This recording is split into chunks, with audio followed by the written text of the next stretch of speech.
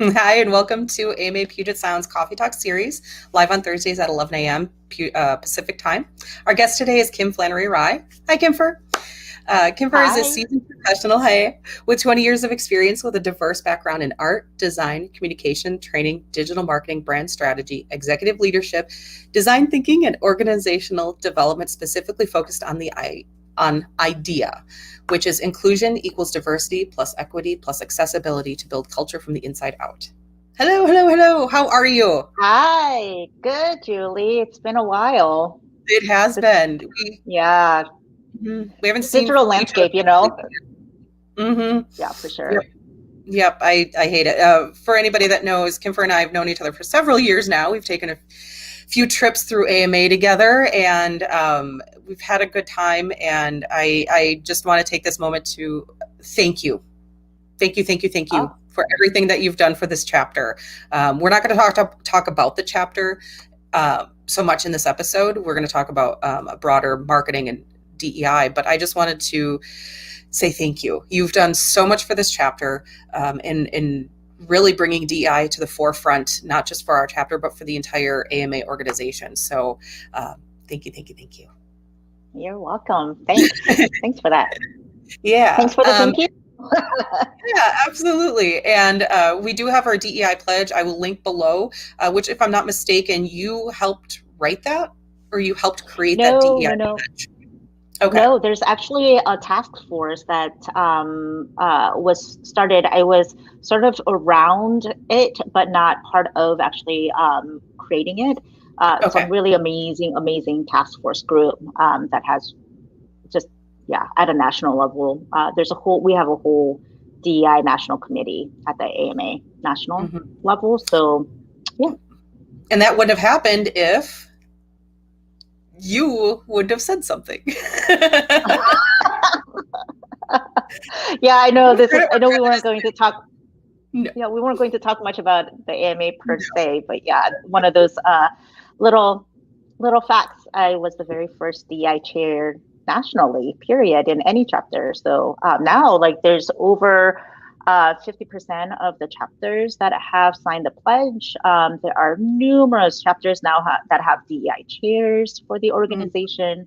At the yep. national level, there's a DEI council. There will be a Mm, DEI committee for across all of AMA, besides just our professional chapter, but education and foundation, as well as collegiate and various others. And they also have a director of DEI at the national level. yes. So a lot has changed in the last few Yes. years since I have joined AMA. Exactly. And you've spoken for a number of chapters as well as either a speaker or as a panelist on DEI. So people know you. You've got a recognizable face. It's the hair. Usually It's it's the there. hair that people remember Yep. more than anything else. It looks pretty tame today, but usually it's pretty vibrant. But it's you got COVID. You're seeing my COVID hair right now. But it's still bright. I like it. Thank you. I like it. Aside from hair, let's really talk about what we were really going to talk about. First of all, my chemisms. Can you quick give us a Yeah. little snippet of what that is? Yeah, well, for those of you who know me, and those of you that don't, English is actually my second language. I was adopted from Korea when I was 10 years old, so deeply already part of the Korean culture by then. But part of what happens oftentimes, being adopted into the Midwest, into a white family, a lot of assimilation happens, and so I would say a lot of the colloquialisms and phrases that come naturally to people tend to be a little off when it comes to the Mm-hmm. way I say them. And so initially it started out as a bit of a joke from friends and family that if I say something that was, it's always very close though, by the way. It's very close so people get what I'm trying to say. Mm-hmm. But then we're like, oh, that's a Kimism. And so it just kind of became a thing. But Mm-hmm. as I moved into the diversity, equity, and inclusion work, I thought it was really appropriate in the sense of like there are so many isms, period, right? Yes. So, racism, sexism, ableism. Like you just, there are a lot of isms. And I thought, oh, this is a good way for me to sort of honor that ism and Kim-ism because of the intersectionality of what I bring into to DEI and the many isms that I tend to fall into. Yeah, so that's just a little backstory on that name. I love that. I love it. I love that people can take words. In our house, we're very big into wordplay. So it's huge because, the way we're teaching our kids is English is a very hard language to learn simply because there are so many idioms and metaphors and just, like you said, colloquialisms that just, especially if it's regional. Oh my gosh, you're from Iowa, Wisconsin. Like, oh boy, you want to hear some interesting phrases. Go to different parts of the country and that just makes it all the harder to learn rather than just say what you mean. Just say what you mean. Say the word that you mean. So we're trying to teach our kids that way, which is hard because they both love writing. So yeah, it just makes it easier and makes language a little more accessible if you say what you mean. Yeah. I mean, it's just kind of a interesting way of looking at everything. I used to own a local boutique and gallery that supported local artists and designers through the Northwest, about 140 different local artists and designers. And the name of the shop was called Bouncing Wall. And that was a Kimism because what I intended to say, and it was a whole conversation, I don't need to go in deep into it, was actually the actual phrase is a sounding board. I was trying to say like someone was a sounding board, but in my head it's like, oh, I get to bounce off ideas with them, and you bounce something off the wall like a thing. And then I said, oh, this friend of mine is my bouncing wall. And of course everyone kind of knew what that was and what I meant, but at the same time it's always like there's always like a moment when people are like, wait, what? So there's an example of what I'm talking about. There you go. I think every family has that though too. Like, you know what I mean? That's definitely my family. You know what I meant to say. Yeah, for sure.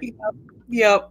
So your career actually shifted. I went through, it was quite a mouthful of your previous career in marketing, but over the last couple of years, it's shifted a little bit. Just a little, where your efforts have focused more on DEI. And was that active, or was that just, oh, I'm here now? Okay, cool. Or was this like a strategic plan? Definitely a strategic plan for sure.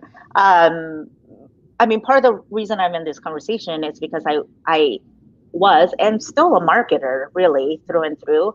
I was before I left to do DEI consulting work, I was a vice president and executive creative director for a local agency. Actually, it was a business to business agency called Yesler. It's part of now of Accenture. And for the longest time, I think Yesler was the number 2 or number 3 top B2B agencies around the nation.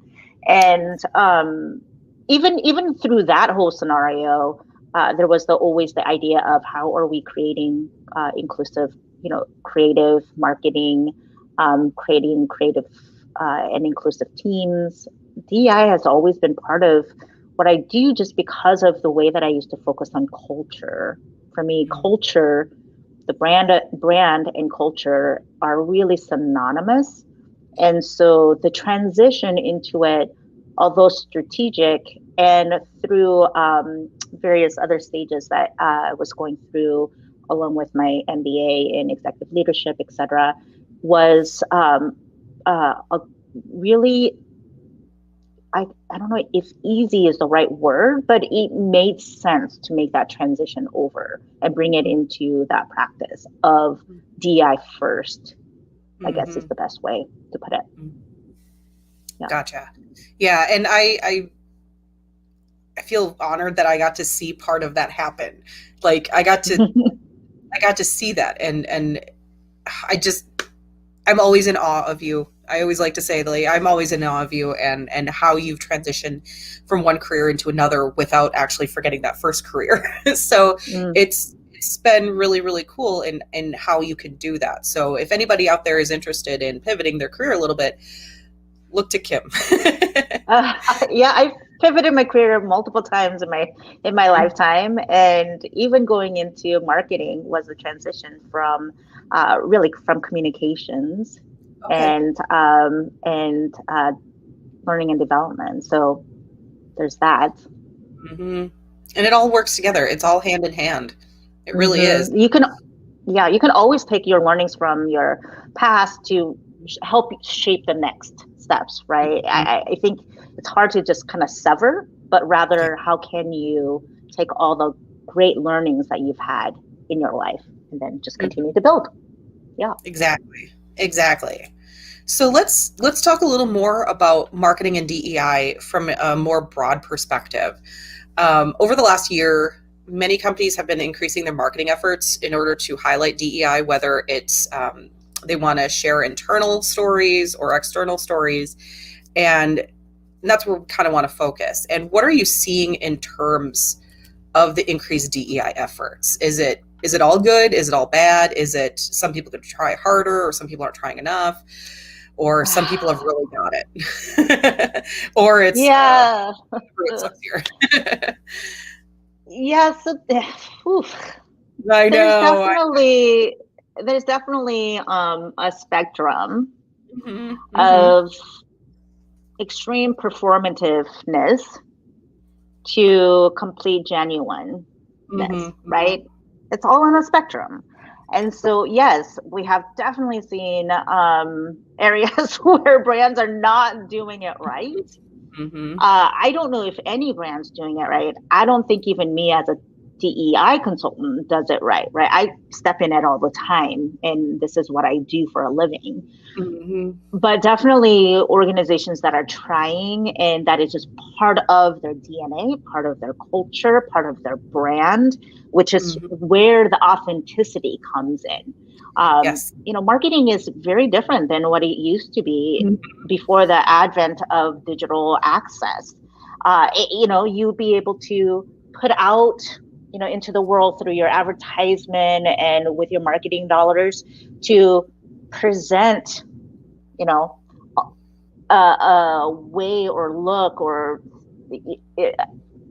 feel of your brand without ever having to do internal work inside of your organizations, right? And then you have this advent of digital. Obviously, we've been in digital for a long time, and then you have millennials and Zs coming in who are more concerned about what is the organization, what is the company, what is their purpose?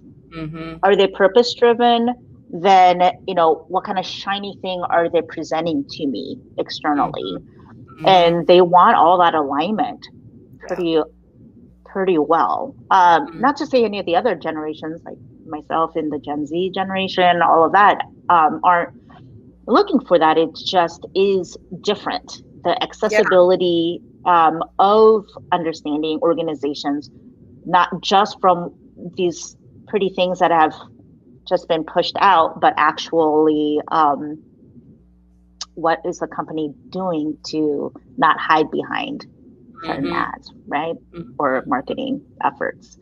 Right. Yeah. So that's where that whole I like to think of as, when it comes to DEI, it's not a separate thing from organizational culture, from organizational brand, from organizational process, from the people. It is and will always be part of it. If not, then it will be performative. It will be something that just sits out there and you just kind of bring up when major events happen around the world. Right. Exactly. So it sounds like it has to be ongoing, no matter what. It has to be ongoing. You don't just, it's February, what that means. This is what we do all year round. So starting internally, and part of your work is actually working with organizations to start an internal audit. And I've actually been a part of that. So I've actually gotten to see your process, which is really cool. And yeah, you have to start at the inside before you can really show, because guess what? Your employees talk, and if they're not happy, they're going to talk even louder, and their customers are going to hear that. So if you're not representative in your company, that's a huge strike against you, in my opinion. So what do you recommend for companies, to start with that internal piece, Yeah. Yeah, like I said, for me, the way that I approach this, it's, we love our Venn diagrams. But I do have a Venn diagram when it comes to how centering DEI is important in the organizational culture, right? And so only focusing on one or two of those, you will always have an area where something will be lacking. And like I said, when I look at DEI, it's very specifically, we have the brand, right? So there's my part of the Venn diagram, brand. Brand is where you define your culture. So brand is internal and brand is external, right? It's always internal and external if you think about it. So, but at the brand level is where you set your mission, vision, your values, the way that you want to approach internally and externally. All of that messaging happens in that brand, right? So brand defines your culture. Then people enact your culture, right? Your people are the ones that will live those values, will, really make those things come true internally and externally on behalf of your organization. And if you only create your brand, messaging, values, you've seen this happen at certain companies where there are posters on the wall and all of this, but no one actually lives the values because they created this subculture. So really like that focus on people will help you enact that culture. And then really the third arm of this is your processes and policies. And processes and policies are just as important because that's what supports the culture. Right? So if you think about even things like organizations that have annual reviews, your process and policies have to tie into those values and the way that people enact them to make that happen. If you say that you're an inclusive organization, but you have really a terrible practice of supporting your people through, it could be, people always go first to hiring and recruiting, but even so, if that process is broken and you don't have an inclusive way of doing that process, well, there you go. How are your language being used in, let's say there's still companies call it maternal leave, a lot of that's not really inclusive language. What about parental leave? What about, and do you use language around it just talking about new babies? Well, there's a lot of people who are guardians and have to take on fostering and all of that.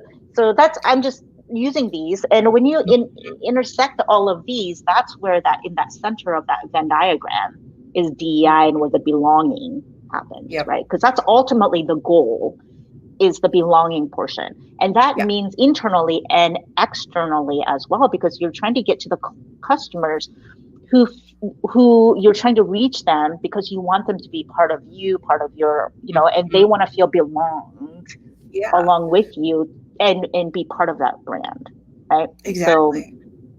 So, in your opinion, where does that, let's say you have a company, they come to a realization oh, we have been doing a really bad job of DEI.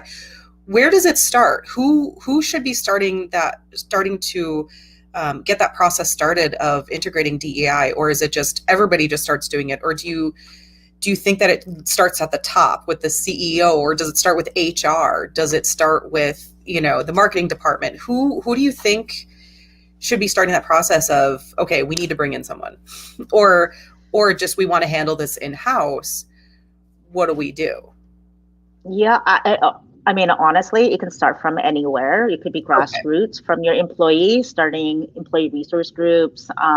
I've known a lot of organizations where the employees actually started their own, employee resource groups on their own before. However, it depends on the maturity of the organizations. It depends on how the organization culture already exists. But you also cannot do massive change without executive leadership buy-in. It really is difficult because so what I talk about DEI being part of your business, part of your culture, I'm talking about part of your business strategy, your annual strategy, your financial strategy, all of it integrated in there. And those decisions are often made at the executive level. And so how are you creating a business strategy and not thinking about DEI if it's not happening at that level? So, ultimately, when it comes down to green lighting anything, you do need executive leadership sponsorship. And without it, then it's a lot of people trying hard to enact something in their organization without the true support that's needed. But DEI is not owned by one group. That's the main thing. You can't just say like, hey, HR, take care of it. Hey, marketing, make sure we're doing it, while outside over there, it is something that has to be owned by everyone in the organization for true change to occur. Yeah. And then here's a question that I've heard, and I've heard many times, is how do you, once you start integrating DEI efforts, you're going to get some data, people. How do you measure this? What should I be measuring without sounding without sounding racist? How do you measure, and what are you supposed to be measuring? And where do you go from there? No, I think it's a good question, actually, because we know, especially in the digital world of marketing, what gets measured is what gets focused on, what gets put money behind it, and be able to prove. So I want to make sure we separate the difference between like, show me the ROI on DEI. That's not what I'm talking about. Okay. Right. What I'm talking about is, how do you measure effectiveness of the change that you're trying to make within your organization? Okay. So just keep that in mind. That's what I wanted. Yes, that's what I was asking. Although for those of you that need to make like that kind of, showcase for maybe your leadership as to like, what is the ROI of DEI? There's actually a lot of research around it. So so there are lots of research around. I know there's a bit of a thing happening with McKinsey, but McKinsey has always put out research around, where more innovation happens when you take into account for this, more actual revenue that's higher. So there is, by the way, studies around that. But what I'm talking about is, But what I'm talking about is what you're saying, Julie. Like, for true change management to happen in your organization, what are the things should you be measuring for effectiveness? And there's multiple ways to do this. There's what I would consider in all areas. You have your qualitative and your quantitative, right? Quantitative things that you can measure are things like promotional trends. You should have history of promotional trends and see, are promotional trends within your white employee population higher than your BIPOC or other underserved populations, right? Look at your recruitment. How many people are flowing through that pipeline? And at which parts are the choking points happening where you see a certain, so for example, let's say there's 100 people that have put in the resumes, and 10 people, so I'm making this easy for numbers rise, right? 10% of the people that are submitting are maybe in the BIPOC or the underserved areas. And so then 90% and 10% flow through the next section. Does that make sense? So Absolutely. Like percentage wise, are they like going through those areas? Yeah. Yeah. And then also looking at, like I said, promotional track is one, employee attrition. Yeah. Looking at your Yep. employee attrition to see how are the numbers for your overserved population, your higher, lower, or is it the population that tends to like, because there will be organizations when people like, and I realize, by the way, to all of those listening, diversity is more than just about race, but I'm using that as an example. Their organization is very clear. You have BIPOC communities that come in and they will naturally attrition themselves out or force attrition out more quickly in these organizations. And you should be able to track that and see what's happening in your trends. And then when it comes to qualitative, that's where your sentiment, that's the hardest to track actually. So interesting enough, when it comes to quantitative, the diversity numbers oftentimes, right? What is the breakdown of demographics, etc. Easy to track and measure.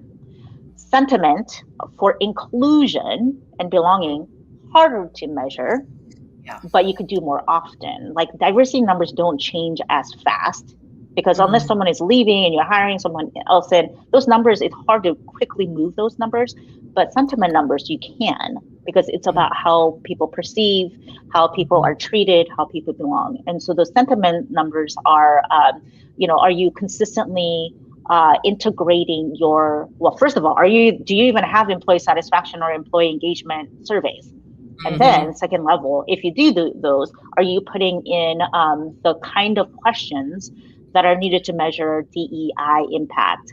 And then are you doing them regularly? And also, are you doing them in a pulse surveys in between, right? Sure. Not just one annual survey, but pulse surveys throughout to measure where people are changing of their sentiments throughout. So there are ways to measure the success of DEI efforts within your organization. And then it just goes back to your goals, doesn't it? Your goals and your mission, right? All of it kind of intertwines. And, what are you really trying to accomplish with these goals? Before you even, start measuring, like, what do you want to accomplish? What is the problem that you're trying to solve? So with that data that you're getting from it should be showing that a problem is being solved. Yeah, and people are going to probably wonder listening to this, that sounds a lot of like internal employee work. What does this have anything to do with marketing? And so here's the thing. If you can fix your in-house, then it's going to be easier externally. So here, I'm going to give you some examples, right? So I think as a marketer, if you're watching this as a marketer, we all know like why Ben & Jerry's was revered really, really well post George Floyd murder last year, because guess what? That is part of their brand, right? So for example, like Ben & Jerry's has had a head of global activism since 2012. They have been supporting Black Lives Matter since 2016, I think. If you go to their social handles and Instagram, you'll see how they treat their posts. It's not just obviously they have their ice cream and all of that, but even for things like last year before for Mother's Day, their post for Mother's Day was about the unfairness and injustice for mothers in period, right? And that's how they celebrated Mother's Day. So when Black Lives Matter really hit hard last year in 2020, obviously it's been going on for a long time. When they came out with their strong statements against white supremacy, various other ways, how they stand with the Black community, people are like, well, of course, that's been part of their DNA, part of their culture, part of their brand forever. However, with organizations like Anthropology, which is known for, honestly, more for white, middle, upper class women, they put out a beautiful looking statement on their Instagram, and it was well written, multi slides of information. But guess what? It was their employees that called out bullshit on their statements because it was internal culture that was never written anywhere, but it was extremely understood that they follow Black clientele around the stores. And there was even so much that it happened. There was a name for it, and their name was Nick. And if they got a little mic on, saying like, "Hey, Nick's in the house" or whatever, they know what that meant, or when, when we think about Starbucks, which Starbucks, there's a lot of good and bad when it comes to Starbucks management of themselves. I think as an organization, they really do try to do really well, and they're a local organization for us. So we have more insights, I think, sometimes than just what we see out in public. But this is where the inconsistency happens when after, again, back to George Floyd and all the Black Lives Matter pins or T-shirts or whatever that their employees wanted to wear as baristas, they said that they couldn't do that, right? And they put it out a statement to the internal organization, and then it was the employees that said, "Well, that's BS because you let us do that for LGBTQ, for Pride, all of that. So if it is politically driven, then it's inconsistent with our brand. It is inconsistent with our culture." So do you see what I mean? So yes, it looks like a lot of internal work I'm talking about, but it really is marketing and brand integrated because ultimately it is how you're going to show up. I'll give you one more example. Like Nike has been making beautiful ads, very like emotional, impactful, been very diverse, right? When it comes, they've been supporting athletes of all shapes and sizes, athletes of all nationalities and races forever. And they continue to do that. And that was how they also built their brand around it. But now that everything is more exposed, you look and go, oh, great. A lot of dollars are being earned in the backs of Black athletes, and they have no representation within their executive leadership. And also internal policies, I think they got called out really quickly about how female athletes were treated and how their contracts are, canceled. When they they were pregnant. So again, this is marketing and this is brand. It is integrated and it has to be integrated. You have to fix your in-house if you're going to brand yourself, if you're going to market yourself, advertise yourself as certain things externally, because people are going to call BS on it, and that's how it is. Exactly. I'm hoping we'll start to see a lot more of that.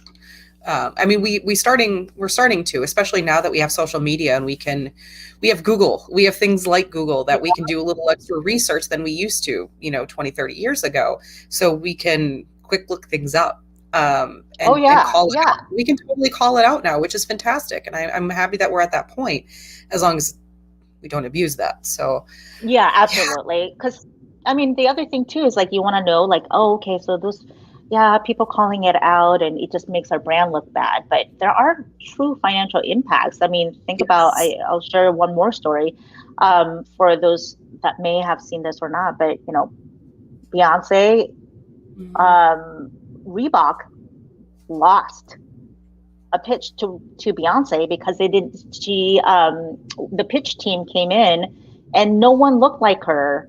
No one looked like her, represented her. And she's like, is this the team that I'm going to get if I'm being represented through Reebok? And they said yes. And she's like, well, this is not happening. How is my background being reflected? So like just not having even that idea of diversity and inclusion in mind. Reebok lost a huge brand like Beyonce. And guess who won? Adidas. So talk about revenue driver loss. That was a massive loss. So that can happen. Yep, exactly. Oh my gosh, I would love to get a box from Abbey Park. Oh my God. That'd be so cool. I'm not worthy, but I forgot what I was just going to touch on. And it's been kind of mulling in my head for the last few days, and it's completely unrelated, but it actually is related. And the whole phrase of "you are what you eat." And so it's just like, that's such an odd phrase, but I was thinking about it because, COVID, we've all, some of us gained a couple pounds, but I was thinking about it like, yeah, I was eating a lot of bread. I was eating a lot more than I normally would because I'm stuck at home. So it is what you are what you eat. I feel like crap because I ate crap food. So this actually translates with an organization. If you are what you are what you show yourself to be. If you hire only white people, that's your culture. You just created your culture to be exactly that. If you're hiring, well, this is a big thing that my husband and I have an issue with, that whole culture thing. And I know we're over time and I apologize. Yeah, I like to work in an organization that has a great culture, but I don't want that to be the only reason. I do want to make sure that I'm represented. However, the air hockey table, the beer Fridays, I don't care. I want to make sure that that's not the kind of culture I'm talking about, right? Right, exactly. And I'm kind of tired of organizations thinking that that's what the culture is. And it's no. Are you truly making sure that this is a welcome organization for everybody who walks through that door, whether they're a client or an employee? So, and that means everybody, not just who you want to be here, because you need representation. You need to have different perspectives. I mean, I'm not saying this to you because obviously you know that, but but yeah, it's representation truly does matter, because I've said this as a leader. I can't think of everything when it comes to volunteers or members or the business dev team. I can't think of everything that they're going to be working on. So that's why the representation from that committee is useful, because they're thinking about that part and they can bring that to the table and say, hey, we need to think about this. That's a great idea for our plan, but we need to think about this. And that's where representation from different groups matters, because if you just have one group of the same looking people, it's an echo chamber. I just rambled. No. Yeah. But yeah, it goes back to affinity bias. Yeah, you are what you eat. So if you are only hiring a certain group of people, that's what kind of culture you're going to create. So I like what you said earlier about that it's not just one department's job. It's different departments can be doing their part and everybody's working together. So HR, what are their policies when it comes to hiring? How are they advancing candidates, and what criteria are they looking for? Do they have the inclusive language in their job descriptions? That's huge. That's absolutely huge. And one thing that I was thinking about when you said that is I'm so sick of the complaint of, well, I can't find good people. It's like, well, what's your criteria? Or I can't find people that are, of the BIPOC community. It's like, well, where are you looking? What kind of description is in the job description? How inclusive is your language? And I'm sure that has a lot to do with it as well. Yep. Yeah. I mean, it is like affinity bias is a huge thing, and most people know the recruiting and hiring process is extremely biased, and it is tapping into the network. And if your network is singular, that's the network you're going to tap into. And of course, it's going to be harder to tap into a different community or a different group or a different way. And also, no one wants to be the only in your organization. So they're going to be looking to know that, Yeah. Yeah, absolutely. Yeah. We are way over time, and I apologize. Yeah, no, that's okay. But I can talk to you all day. Upfront. Yeah, we chatted upfront about my name, so there's that. But hopefully, folks who are joining in, listening in, or live streaming with us at least got a few things out of this. So thanks for inviting me, Julie. Appreciate it. Of course, I've been wanting to do this for some time. We actually, we actually did a video like a year ago, and we did. Kind of forgot. I'm like, hey, let's do this instead. And we don't have to do anything. So Thank you, thank you, thank you, thank you. Your links are down below, but I am going to link to a LinkedIn post that you and I were talking about before we went live that has other links to an article and some organizations that you can check out. Do you want to quick talk about that post, or do you just want people to go to it? Oh, it's just so that it's not a surprise. It's really around the Asian American and Pacific Islander, the AAPI, a lot of the hate crimes that's been happening. It just gives you some sensibility and some thoughts around that and how you can take action in doing the work as an ally. Absolutely. Yeah, we need an ally. We need more allies. We need this world just needs allies for everybody. Yeah. Yeah. In a previous episode with Brittany Warwick, we were just saying, just be nice to everybody. Just be nice. Yeah. So many problems to be done. So again, Kimfer, I want to thank you for your time. Like I said, your links are in the description. And for those of you watching, if you enjoyed today's episode, please click the like button, subscribe, tap the notification bell, and make sure you're getting all of our content. And if you have any comments, comment below. Awesome. Thank you, thank you, thank you. All right. Bye, everyone. Bye.